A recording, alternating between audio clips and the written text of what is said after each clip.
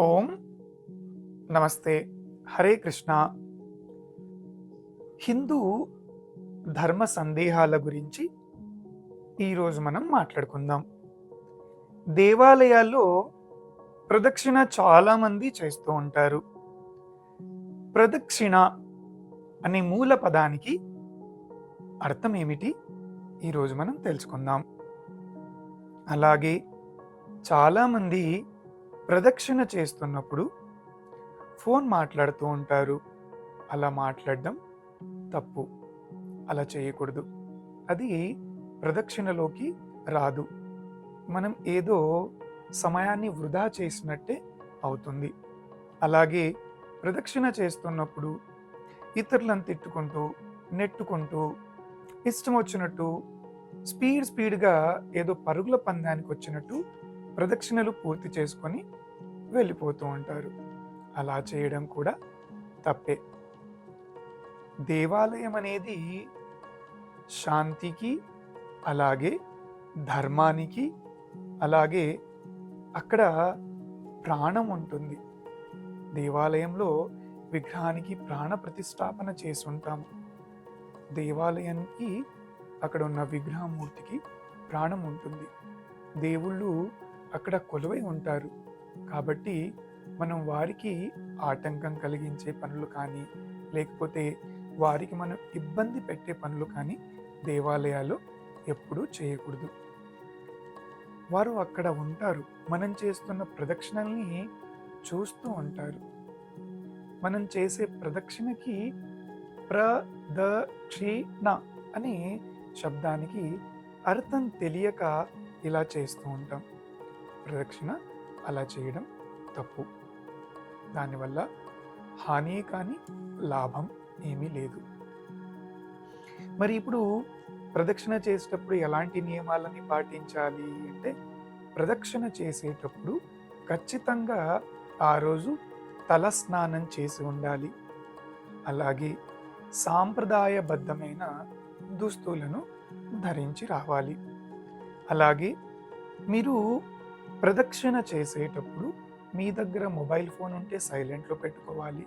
లేకపోతే మీతో పాటు వచ్చిన వాళ్ళకి మొబైల్ ఫోన్ని ఇచ్చేయాలి. హెడ్ ఫోన్స్ అలాంటివి పెట్టుకొని, లేకపోతే ఏదో పాటలు వింటూ కానీ, ఇతరులతో ఫోన్ మాట్లాడుతూ కానీ ప్రదక్షిణ చేయకూడదు.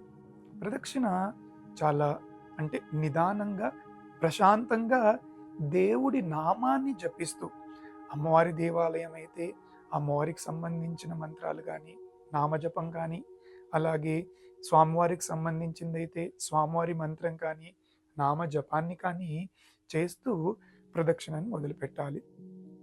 ప్రదక్షిణ మొదలుపెట్టేటప్పుడు ఖచ్చితంగా గోపురానికి, ధ్వజస్తంభానికి చూసి అక్కడి నుంచి నమస్కారం చేసిన తర్వాతనే ప్రదక్షిణని మొదలుపెట్టాలి. ప్రదక్షిణ మధ్యలో పరిగెత్తడాలు, వేరే వాళ్ళని తిట్టడాలు, అటు ఇటు చూడ్డాలు అలాంటివి చేయకూడదు. దేవాలయంలో అపాన వాయువును కూడా వదలకూడదు. గట్టిగా మాట్లాడకూడదు. ఎందుకంటే అక్కడ దేవత గణాలు దేవాలయంలో ఉంటారు కాబట్టి. అందుకే దేవాలయం అంత ప్రశాంతంగా పాజిటివ్ ఎనర్జీతోని నిండి ఉంటుంది. ప్రదక్షిణ అనే మూల పదానికి అర్థం ఏమిటి? ఇది నేను చెప్పట్లేదు. తాళ్ళపత్ర గ్రంథాల్లో మన శాస్త్రాల్లో ప్రదక్షిణ అనే పదానికి ఏదైతే అర్థం ఉందో యాజ్ ఇట్ ఈస్గా యథార్థంగా ఆ ఉన్న అర్థమే నేను మీకు వివరిస్తున్నాను. అంటే పాపాలని నాశనం చేయమని, మనకి ఏదన్నా పాపాలుంటే ఆ పాపాలను నాశనం చేయి స్వామి అని చెప్పేసి ప్రదక్షిణ చేస్తున్నాము అని అర్థం. అంటే నాకున్న కోరికల్ని తీర్చమని, ధర్మబద్ధంగా మంచి కోరికలను తీర్చమనే. ఏ కోరిక అంటే ఆ కోరికలు కాదు. అలాగే క్షి అంటే మరు జన్మలో మంచి జన్మని ప్రసాదించమని.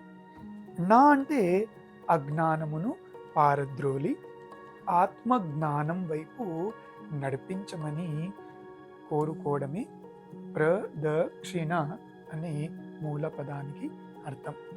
అందుకే దేవాలయంలో ప్రదక్షిణ చేస్తాం. ప్రదక్షిణకి ఇది అర్థం. ఏదో నేను ఆ దేవాలయంలో అమ్మవారికి లేకపోతే స్వామివారికి 108 ప్రదక్షిణలు చేయాలనుకున్నాను. నా దగ్గర టైం లేదు. నా ఫ్రెండ్ చేస్తున్నాడు కాబట్టి నేను కూడా చేయాలి. గబగబా అయిపోవాలి. ఆఫీస్‌కెళ్ళాలి. పనుంది. ఫోన్ మాట్లాడుకోవాలి. మార్కెట్‌కెళ్ళాలి. షాపింగ్‌కెళ్ళాలి అని ప్రదక్షిణని మనకిష్టం వచ్చినట్టు చేయకూడదు. అలా చేయడం పాపం. ప్రదక్షిణ చాలా ప్రశాంతంగా అక్కడ దేవుని నామాన్ని జపిస్తూ చేయాలి. అప్పుడే ఆ ప్రదక్షిణ యొక్క పూర్తి లాభం మీకు చేకూరుస్తుంది. మీకు తెలిసిన ఆది కాలంలో శివపార్వతులకి వినాయకుడు భూమండలాన్ని ప్రదక్షిణ చేసి రమ్మంటే ఆది అని శివపార్వతులనే ప్రదక్షిణ చేసి నమస్కరిస్తారు. ఎందుకు ఇలా ప్రదక్షిణ చేశావు అని అడిగితే, మీరే అని మిమ్మల్ని ప్రదక్షిణ చేస్తే అంటే మీ ప్రదక్షిణ చేస్తే భూమండలమే ప్రదక్షిణ చేసినట్టు అని చెప్పేసి అంటాడనమాట.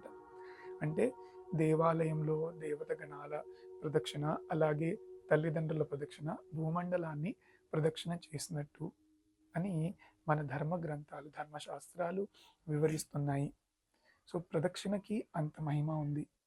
కాబట్టి ప్రదక్షిణ చేసేటప్పుడు ప్రశాంతంగా, సంతోషంగా దేవుడి నామాన్ని జపిస్తూ ప్రశాంతంగా ప్రదక్షిణని చేయండి. ఈ వీడియో అందరికీ షేర్ చేయండి.